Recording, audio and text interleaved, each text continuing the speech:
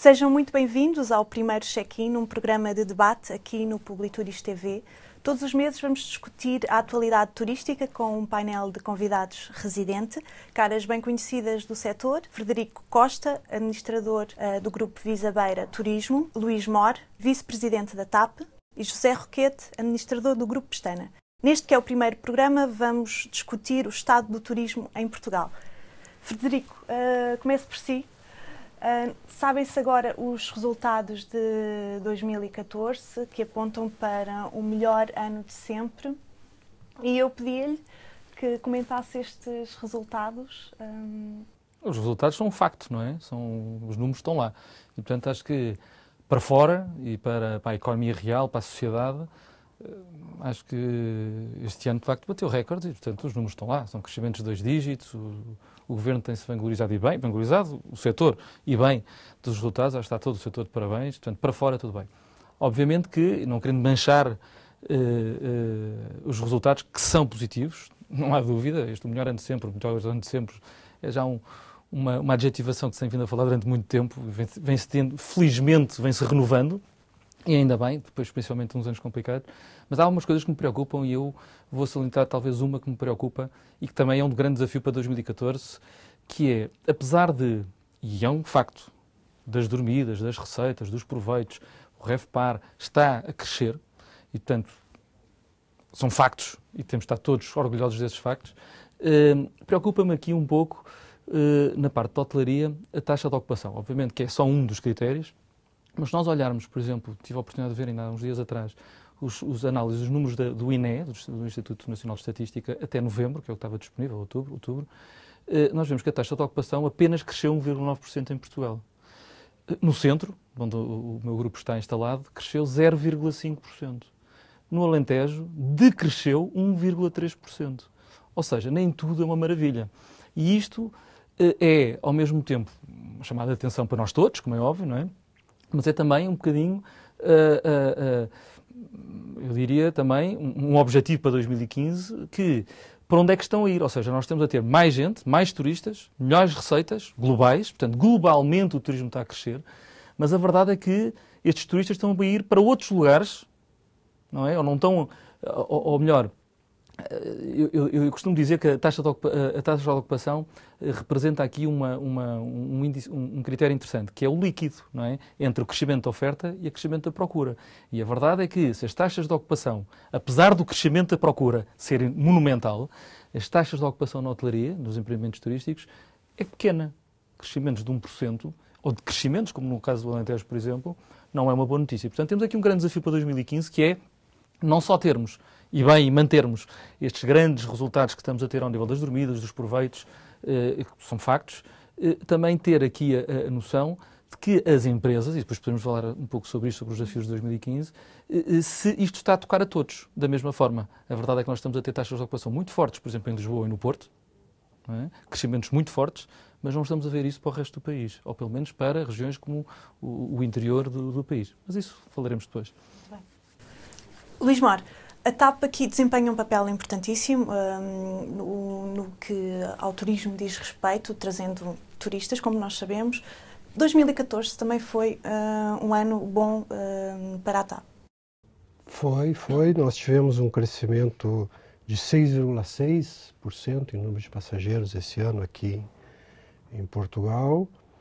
E o papel da TAP aí, ele é com diferentes contribuições em diferentes regiões do país, né? Nós realmente somos um motor aqui em Lisboa, e Lisboa é a porta de entrada para uma boa parte de Portugal. Somos a segunda empresa no Porto, apesar de uma reivindicação legítima do Porto de querer uma presença maior da TAP. Na realidade, nós temos uma presença extremamente importante no Porto. E temos uma presença extremamente importante na Madeira, principalmente via o hub de Lisboa, que também é uma necessidade da Madeira ter mais voos diretos, e a TAP não tem respondido na reivindicação da Madeira. No entanto, temos um papel decisivo. E não temos um papel importante no turismo do Algarve, exceto na baixa temporada, com segmentos específicos, que é importante, mas não é o que faz o volume, pela natureza do tráfego do Algarve, que é sazonal, e uma empresa do tipo da TAP tem dificuldade de atender esse tráfego sazonal pela não ter o que fazer com os aviões, não teria o que fazer com os aviões em baixa temporada. De qualquer maneira, tentando conversar um pouquinho com o Frederico sobre o turismo, eu tenho a impressão que tem, principalmente Lisboa e Porto, tem questões estruturais que são responsáveis por isso. É um longo trabalho de Lisboa e Porto. E aí o ATL e eu acho que a Associação Comercial do Porto, né, que na época era comandada pelo atual presidente da Câmara, e a política na presença da Câmara ficou mais clara, fizeram um trabalho fantástico, né? Tanto as duas câmaras, com a questão da oferta do produto e toda a integração da estratégia público-privado é um movimento imparável. Quer dizer, isto está transbordando, ou deve transbordar, ou a gente tem que se preocupar que transborde para o resto do continente. Madeira e Algarve têm uma dinâmica diferente, e eu acho que esses resultados bons que o Portugal continental está tendo ainda não teve a mesma resposta de Madeira e de Algarve. Uhum. E pegando no que o Luís disse, José Requete, o Grupo Pestana, o maior grupo português, com muitos hotéis no Algarve, como é que foi o desempenho nos diferentes destinos onde o Grupo Pestana está presente em Portugal?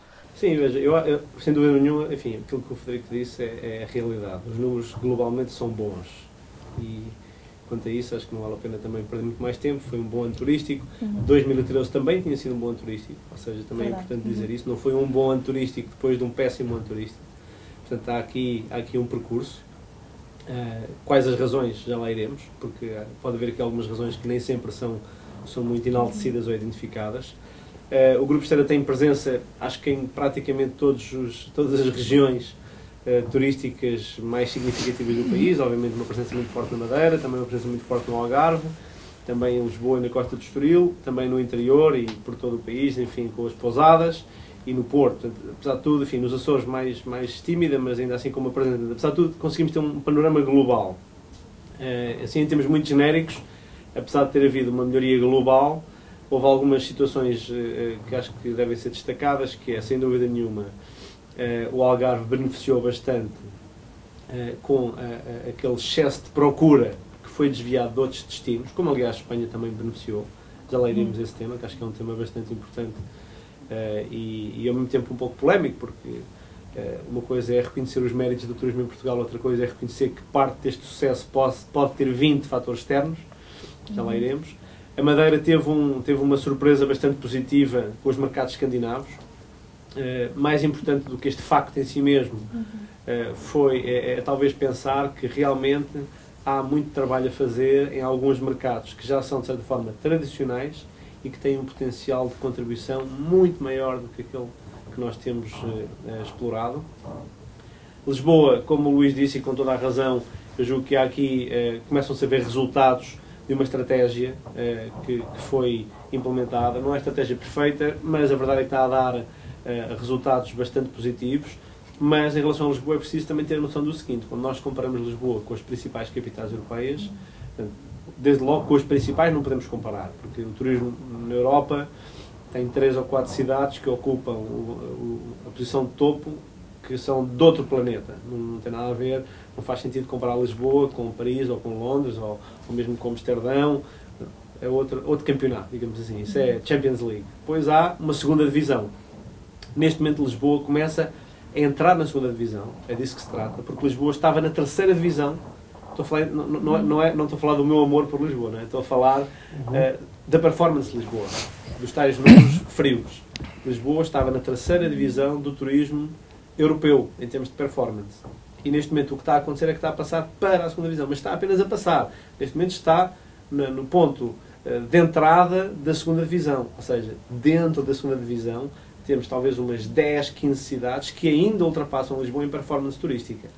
Portanto, os resultados estão a aparecer, houve uma estratégia, mal ou bem, às vezes, a grande vantagem de ter uma estratégia consistente é isso mesmo, é a consistência dela, porque ela pode não ser perfeita e nunca será perfeita, mas, como a palavra indica, a estratégia significa um rumo que não muda ao sabor do vento, ou ao sabor de um ímpeto político, ou o que quer que seja. Portanto, acho que Lisboa está num bom caminho.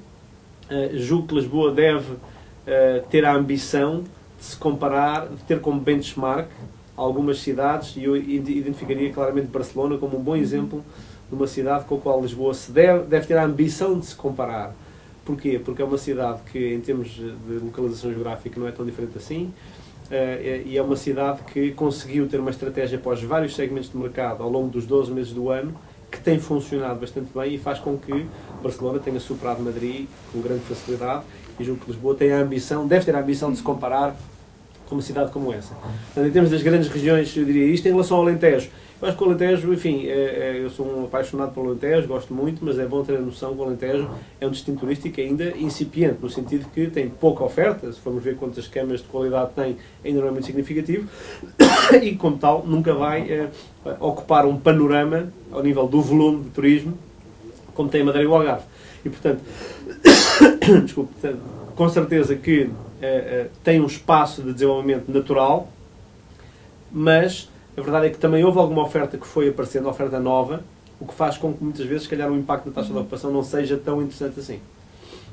Frederico, falando um bocadinho ou das razões que estiveram na origem deste crescimento, que, como dizem e bem, já vem de 2013, nós podemos atribuí-lo a que fatores? Mais externos, mais internos? E o Frederico ocupou um cargo no turismo de Portugal, portanto... Eu diria que, primeiro, outro facto, temos um destino fantástico. Nós temos um destino, um produto turístico, no sentido lato, fabuloso. E por isso, por vezes, pode ser uma condição de não sabermos vendê-lo bem ou não sabermos comercializá-lo. Isto não é só a parte institucional, é privada também. Portanto, acho que temos muito forte concorrência internacional. O Zé tocou num ponto que eu acho que é importante. Os sucessos no turismo são cíclicos. Eu já vi, trabalho há 25 anos no turismo e, portanto, já vi altos e baixos com frequência, não é? Com movimentos de fluxos e tendências. Hoje em dia, eu lembro que eu era do tempo que ir às Maldivas era uma aventura. Hoje em dia faço short breaks nas Maldivas quase, não é? Portanto, o mundo mudou, apareceram novos destinos, etc. E a verdade é que Portugal, na minha opinião, houve 2 ou 3 fatores antigos, quer dizer, com algum tempo, que beneficiaram os resultados agora. Um tem a ver com uma estratégia de requalificação do destino, investimento muito forte ao nível não só da capacidade hoteleira, mas principalmente ao nível autárquico, das ruas, da sinalética, da limpeza, da segurança, das infraestruturas sanitárias, etc., de produto, não é? De engenharia de produto. Isso é um facto, portanto, não tem nada a ver o que era o turismo dos apartamentos turísticos de Albufeira, nos anos 70, não é? Para agora, nós somos altamente competitivos, e isso foram investimentos feitos pela iniciativa privada, mas também pública durante muitos anos, e que requalificou o destino, por um lado. Por outro lado, eu acho que aqui há também um paradigma muito importante relativamente à capacidade aérea. Tivemos uma TAP com uma pujança monumental nos últimos anos, a abrir rotas, esta coisa este facto da plataforma do hub de Lisboa, da plataforma para a África, para o Brasil, para a América do Sul, para a Europa, a alimentar Lisboa, tudo isto veio potenciar. Obviamente, não descurando o papel também importante da abertura, da democratização do tráfego aéreo e da aviação com a entrada dos low cost, tudo isso veio a abrir o destino. E eu acho que isso são 2 factos que vêm de trás e que foram sim feitos.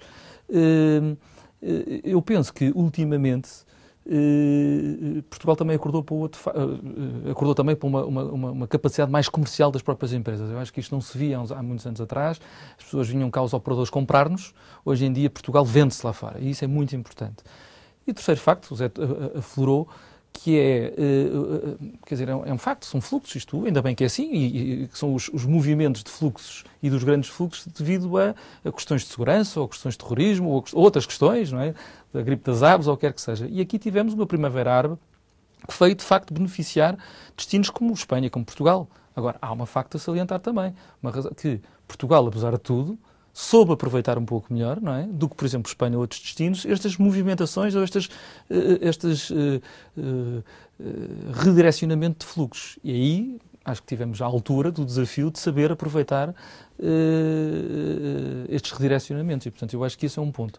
A questão que se coloca agora é sustentável? Não é sustentável. E nós aqui, já agora perspectivando o futuro e o ano de 2015, eu acho que Portugal tem uma oportunidade única, e isto não tem a ver com instituições públicas, mas principalmente com privados, mas não só, aeroportos, restaurantes, de aqueles que vieram, que normalmente não teriam vindo, possam ficar clientes de Portugal, por um lado, e voltar, e por outro lado, possam influenciar outras pessoas, não é, para virem a Portugal. É uma oportunidade única de nós, estes mais qualquer coisa milhões de turistas que nos visitaram, sejam impactados positivamente para que não voltem amanhã outra vez para a Tunísia, ou para a Turquia, ou para o Egito, mas que fiquem cá e voltem a Portugal. Luís, este crescimento é sustentável ou não? Eu concordo completamente com as 4 observações do Frederico Costa. Podia não ser, né? Mas concordo, eu acho que tem um conjunto de razões. Eu queria salientar mais uma só, que eu particularmente acho bastante importante. O fenômeno da sociedade moderna, ele introduz uma uniformização. O mundo está ficando parecido. Hoje a gente vê uma fotografia de uma rua, de uma grande cidade europeia, e a gente pode não saber de que cidade é, porque as lojas são as mesmas. Quer dizer, existe a globalização está trazendo uma uniformização. E isto cansa, lá pelas tantas cansa. Quer dizer, isso a gente encontrava só dentro de aeroportos. Em aeroporto você não sabe que país está quando está dentro do aeroporto. Antigamente se encontrava muito dentro da grande hotelaria, né? Os hotéis, principalmente as cadeias americanas, são muito parecidos. Eu acho que essa tendência tem havido uma reação a ela. E, em parte, nós também temos uma artificialidade. Quer dizer, o fenômeno de massa do turismo, ele ajuda a ficar tudo parecido, as lojinhas indianas e chinesas em qualquer lugar, mas também traz o que está acontecendo com Veneza, o que está acontecendo com a Itália em diversos centros, e o próprio Barcelona, a gente vê que é o fim da autenticidade. Fica cidades cenográficas. Veneza é impressionante. Hoje tem 15 mil pessoas morando em Veneza, aquilo lá morreu tudo. Morreu até o artesão que fazia máscara, já não existe, aquilo é chinês. As lojas são todas... O molho da pasta chinesa hoje nos grandes centros é enlatado. Quer dizer, é tudo lata. Os restaurantes, as tratorias abrem uma lata, pronto. Então, isto está cansando as pessoas. A gente vê, de certa forma, um desgaste de um destino que nem Praga, que acaba que vira uma cidade cenográfica para o turista. Quer dizer, é aquela história de botar camelo na pirâmide, quando naquela região nem tinha camelo. Quer dizer, vai se construindo cidades cenográficas e um meio que copiando o outro, muitas vezes. Isto cansa. E vindo para Portugal, eu diria que Portugal tem 2 valores que está trazendo o turista para cá. Um é a originalidade. E eu acho que eu chamei a atenção de Praga, porque em determinado momento eu li muitas críticas aqui na Europa em que diziam que tinha 2 lugares para se ver, que era Praga e Lisboa, que eram lugares originais, né? Não tinha sobrevivido a essa né? Pasteurização. Normalização. Exatamente. E, por outro lado, uma autenticidade. Por características históricas de Portugal, as pessoas moram nesses lugares, as pessoas moram no Bairro Alto, as pessoas moram na Alfama, as pessoas moram, tá ali as roupinhas na janela, o comércio é o tradicional, é o que sempre teve. Você tem produtos naturais, originais, mais do que naturais. Então, Portugal é um dos melhores exemplos na Europa de originalidade. Nós somos únicos, nós estamos sobrevivendo a essa globalização bem. e somos autênticos. Aquilo que as pessoas veem é o que nós somos. As lojas, as pessoas vivem daquela forma, não é uma cidade cenográfica que nem os outros.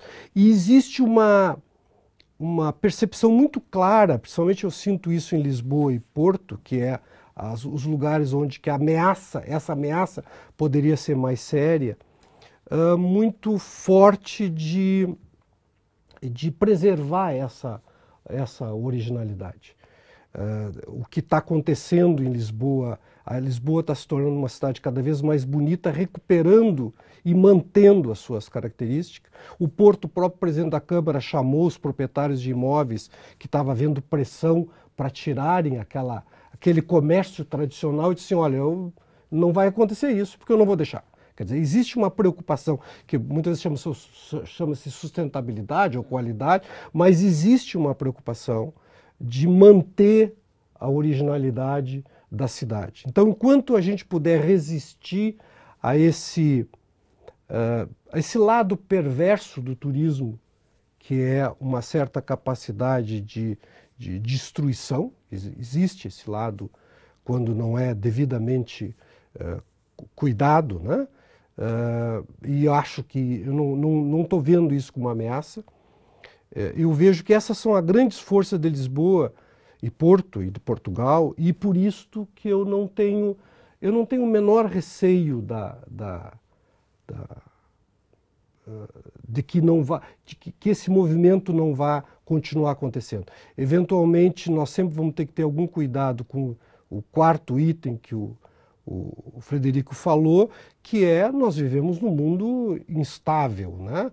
E vai permanecer instável, vai surgir um cisne negro qualquer aí que pode alterar essas coisas. Mas eu diria que nós estamos num canto razoavelmente menos exposto à maior parte dos problemas, o que não quer dizer que a gente não possa sofrer. Mas eu estou muito seguro da evolução consistente do processo de turismo, da responsabilidade das pessoas que estão na frente, empresários e autarquias, de manter esse rumo. E o que tem surgido por aí, coisas novas regiões, a interiorização, Alentejo, mantém essa ideia da qualidade. O Alentejo eu conheço um pouco melhor do que o centro, o Frederico pode falar pelo centro, mas é impressionante o Alentejo. Cada vez que eu vou lá, eu fico encantado. O cuidado do Alentejo... Engorda, cada vez que vai engorda. Cada vez que eu vou, engordo. Engordo em todos os sentidos, inclusive os olhos, porque é encantador aquilo, né? É absolutamente encantador. É único, é de novo original e absolutamente autêntico, né?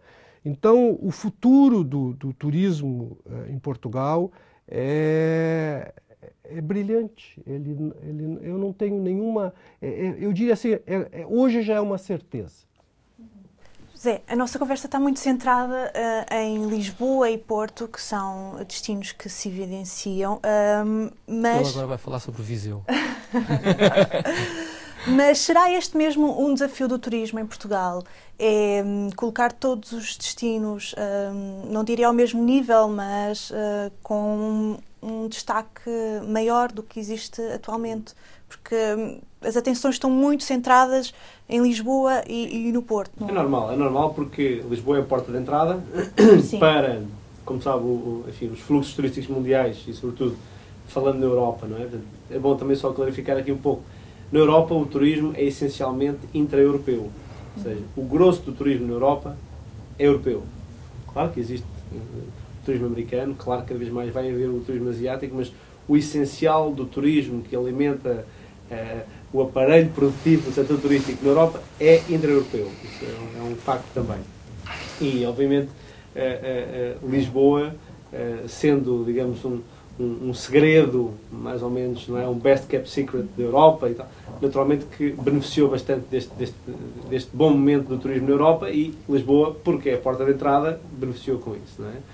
Nos outros destinos as coisas estão diferentes porque, como se sabe, trabalham muito mais com base em operações turísticas mais planeadas, com tour operadores e com voos charters, etc. E, portanto, isto tem uma programação de médio prazo que não é agora pelo entusiasmo do momento, é uma coisa que vem de longe, não é? Portanto, eu acredito que, embora não seja tão otimista, mas o Luís é brasileiro, portanto é um pouco mais otimista do que nós, os portugueses são sempre um bocadinho mais soturnos, digamos assim. Obviamente que nós também estamos bastante otimistas em relação ao futuro, mas esse otimismo é muito moderado quando pensamos em alguns fatores como o seguinte. Por exemplo, temos um desafio claramente em Portugal ao nível dos preços médios.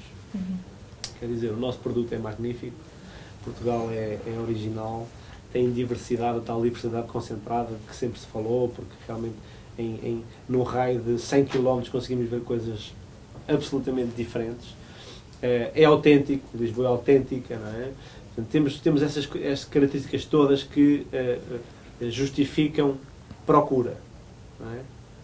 A questão é, como o Frederico disse há pouco, durante muito tempo o setor do turismo estruturou-se sendo comprado, não se vendia, ou seja, o turismo, enfim, enquanto fenómeno de grande volume, começou fundamentalmente no Algarve, foi assim aquela grande região turística que primeiro se afirmou, para além de Lisboa, como é óbvio, e éramos comprados. Portanto, basicamente vendíamos sol e praia a um preço barato e pronto. E como entre junho e setembro há muita procura na Europa por sol e praia a preço barato, éramos comprados e não. Isso tem vindo a mudar, as empresas não há dúvida que têm ganho uma capacidade de comercialização maior, mas há um desafio, que é um desafio do preço médio. Nós continuamos a vender a preços médios que são estranhamente baixos em relação à tal qualidade de que o Luís aqui falava, daquelas características todas que ele enumerou aqui, que se calhar também por ver Portugal com um olho de fora, não é? Embora viva cá há muito tempo, consegue ainda ter essa lucidez. O preço médio que Portugal se vende é estranhamente incompatível com este conjunto enorme de qualidades que o nosso país tem para o turismo. E com os custos das operações. Certo. É verdade, com os custos das operações. Muito embora temos de ter a noção que em Portugal não houve, digamos assim, moderação salarial. Eu não falo agora dos últimos anos com a Troika, falo dos últimos 30 anos, houve um progresso, tende a haver uma equiparação dos custos de produção em relação à média europeia. Obviamente que muito abaixo de uma França, ou de uma Alemanha, ou de uma Inglaterra.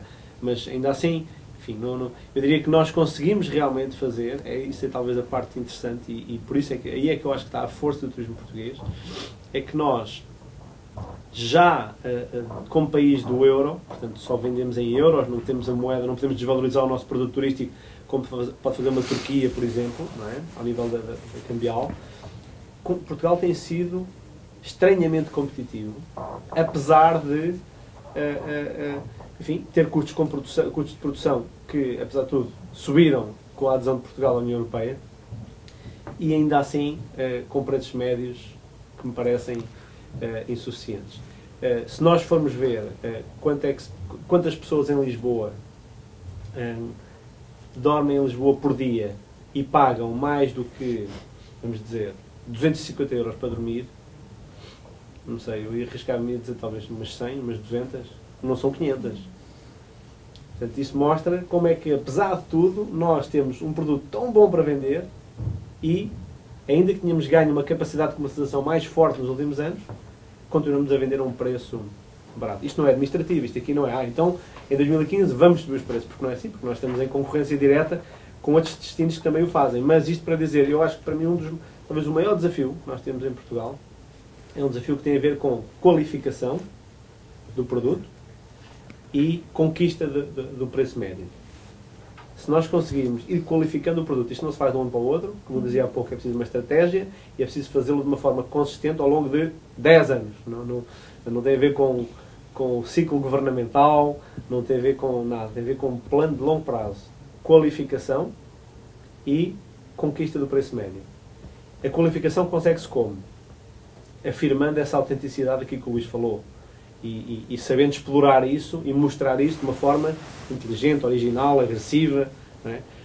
Sempre com a noção que nós somos um pequeno destino na Europa, que vive ao lado de um dos maiores destinos turísticos do mundo, que é a Espanha, com uma agressividade e um orçamento de marketing que é 5 vezes o nosso, e portanto temos que ser inteligentes e diferenciadores, e se conseguirmos fazer esse caminho de diferenciação e qualificação, provavelmente conseguiremos também ir recuperando, ou ganhando, ou conquistando preço médio. Se o fizermos, julgo que vamos na direção certa. Eu posso fazer uma observação? Sim. Eu não sou hoteleiro, nunca fui. Nós estamos aqui entre dois que são da área. E, portanto, o que eu posso dizer é uma grande besteira, mas é uma visão de fora de quem não é hoteleiro, que eu acho que não para ser provocador, mas é para... porque assim a gente também pode dizer besteiras de... Pois é, exatamente. Aliás, está todo mundo dizendo. Portanto, eu acho assim, ó, eu venho de um país em que turismo é sinônimo de distribuição. Quando a BAV lá, porque a força no Brasil é a distribuição. A hotelaria é muito pequena e pulverizada, tem mudado, mas a força, quem manda no turismo e nos órgãos de governo e influencia o Estado é a distribuição. Aqui em Portugal é a hotelaria, e é muito mais saudável, e assim. Então, nós nos habituamos aqui, eu que vim de fora, noto isso que eu acho que as pessoas não notam. Até porque se acerta 90% das vezes fazendo isso, que é, turismo é sinônimo de hotelaria. O que é bom, inclusive quando se analisa outros setores, a própria aviação, sempre se diz alguma coisa, isso é bom para o turismo, é ruim para o turismo, como sinônimo de bom para a hotelaria e ruim para a hotelaria. Esse é o primeiro fato. Por causa disso, eu vou colocar uma história que em restauração é mais fácil de eu conseguir explicar o que eu quero dizer. Você pode ter um setor forte, por exemplo, restauração, e pode ter um restaurante fraco, e até um ser forte porque o outro é fraco. O que eu quero dizer? O setor de restauração em Portugal é muito forte, porque tem uma dinâmica de modernização, de novas propostas, muito grande. E isso decorre de uma, quer dizer, como consequência, traz uma fragilidade para restaurante que abre e fecha. Então, o que está acontecendo com Portugal é o seguinte. Primeiro, nós não vamos, que é o problema do load factor e o problema da tarifa média. Eu acho que não haverá melhoria de load factor nem de tarifa média em Portugal. Acho que é um objetivo de vocês como empresário absolutamente meritório. Não que eu não queira. Eu acho só que não vai haver no médio prazo. Por quê? O mercado é muito desregulamentado e as oportunidades são muito grandes. Quer dizer, você abrir um hotel no centro de Paris ou no centro de Roma, não tem mais espaço. Ou mesmo um hotel na zona sul do Rio de Janeiro, não tem mais espaço. No entanto, Lisboa é uma fábrica de abrir hostéis e todas as outras formas, muito grande. Vão abrir... E vão continuar abrindo, por um conjunto de razões. Primeiro, que é desregulamentado. Segundo, porque a atividade que cresce, o português é muito empreendedor, portanto, depois as oportunidades com os prédios históricos e requalificação, que aí vem um russo, um chinês, um angolano, um brasileiro, e estão requalificando os prédios históricos e abrindo hotelaria. Então, vai continuar abrindo hotelaria porque é desregulamentado. E o próprio sistema de hoje de buscar procura, né? A internet está nos favorecendo e trazendo os novos desafios, faz com que um pequeno proprietário de um hostelzinho com 4 camas encontre mercados internacionais com extrema facilidade. Do ponto de vista de facilidade está ali.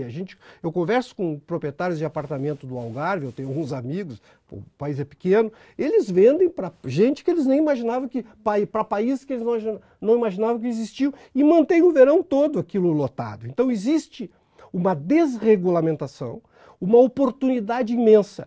E isto está fazendo com que o setor de hotelaria em Portugal é extremamente forte, assim, dinâmico. A maravilha da hotelaria, eu acho a hotelaria em Portugal variada, bonita, a relação preço-qualidade é imensa, o que estão construindo é coisa bonita. Eu estava vendo aqui na Liberdade, tem um outro aqui do Antônio Trindade, como é que é o Porto Bay, aqui numa travessa da Liberdade, um prédio que eu passo quase todos os dias ali na frente. Estou louco para ver aquilo por dentro, porque deve ser lindo, né? A quantidade de coisas bonitas, os próprios hostéis recebe os prêmios dos melhores da Europa aqui em Eles gostam de Lisboa. Portugal, já vi. Então, o que existe de coisa maravilhosa na área de hotelaria, uma dinâmica de novas construções, novos processos, o Vila Galé com esse projeto, e é ópera, e é isso, quer dizer, todo mundo que abre qualquer coisa, o Grupo Visabeira e o Grupo Pestana, mais do que todos, Pousadas de Portugal, quer dizer, existe uma dinâmica, e aí tem a própria eficiência que você estava se referindo, que Portugal consegue competir, mesmo estando dentro do euro, decorre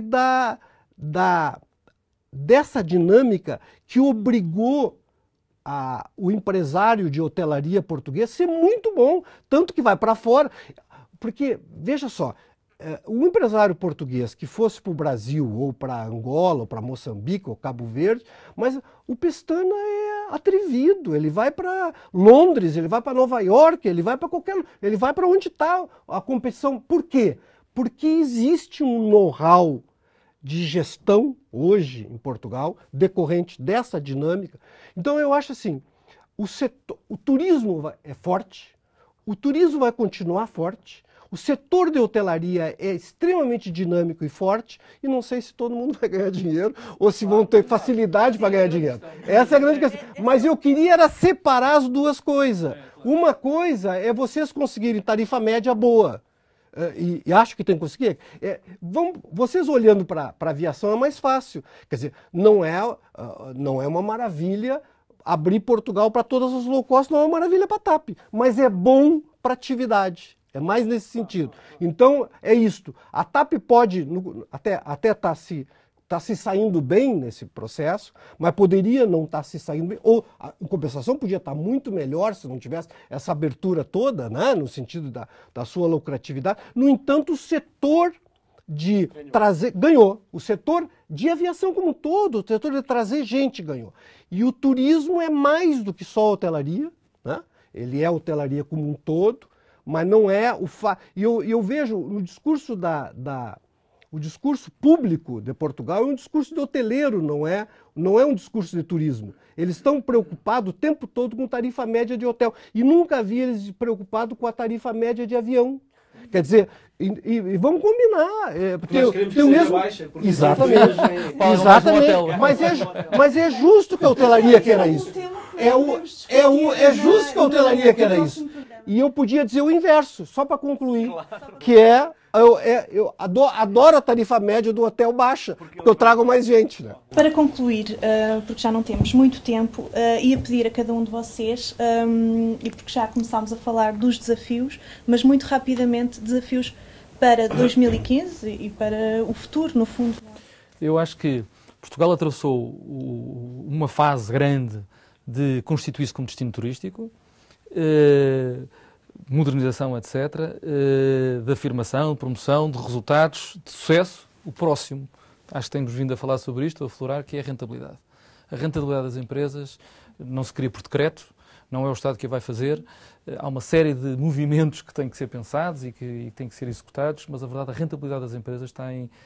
Muitas empresas estão em risco. Uma pessoa fala muito no sucesso do turismo, é um facto. Se estivéssemos a falar para fora, para o público, nós todos estaríamos aqui a dizer a afirmação do turismo. O turismo é, de facto, o motor da economia, internacionalização, etc., emprego por aí fora, mas a rentabilidade da empresa, a situação ainda periclitante de muitas empresas do país, nomeadamente estamos a falar aqui de Lisboa, que é um caso de sucesso, mas podemos estar a falar do resto do país, que não é, assim, um caso de sucesso. Não estou a falar dos números que não têm vindo a aumentar, mas da rentabilidade das empresas. E aqui eu queria salientar, em 2015, um instrumento que vai ser fundamental, na minha opinião, uma vez que o financiamento dos bancos é limitado, é curto, nós sabemos o que se passa no sistema bancário português, financeiro português, não só bancário, mas financeiro, e, portanto, há aqui uma oportunidade que é o quadro comunitário Portugal 2020. E eu aqui queria destacar para 2015, entrou em funcionamento agora, e, portanto, é um pouco transversal, aliás, como diz o Ministro Poiares Maduros, banda larga, portanto, o turismo não tem aqui um pacote específico, com muita pena, também não teve no passado, mas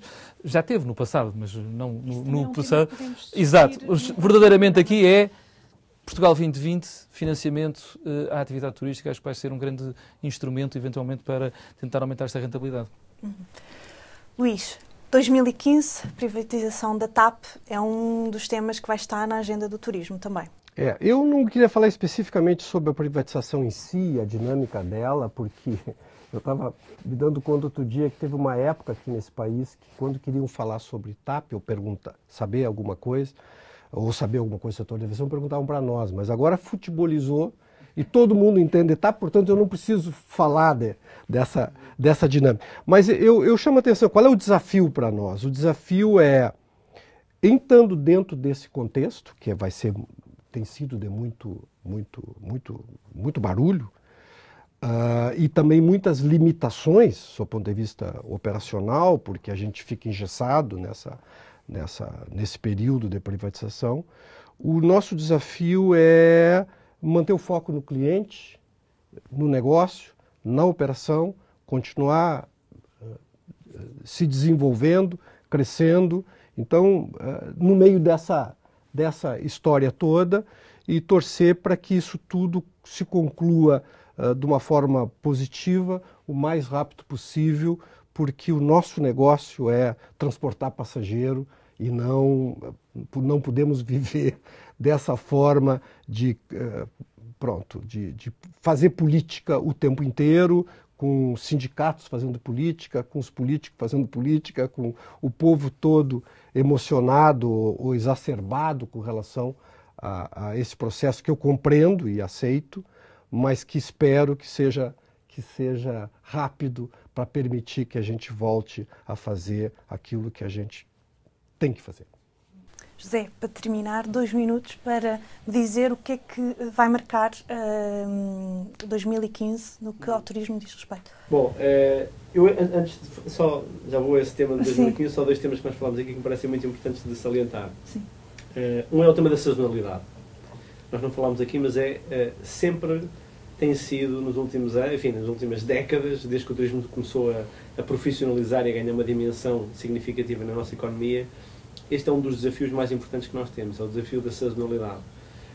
Aquele que é o maior destino turístico, ou mais importante a seguir a Lisboa, o Algarve, durante muitos anos sofria tremendamente com a sazonalidade e depois encontrou caminhos, com o golfe e com outros instrumentos, para conseguir viver melhor com o problema da sazonalidade.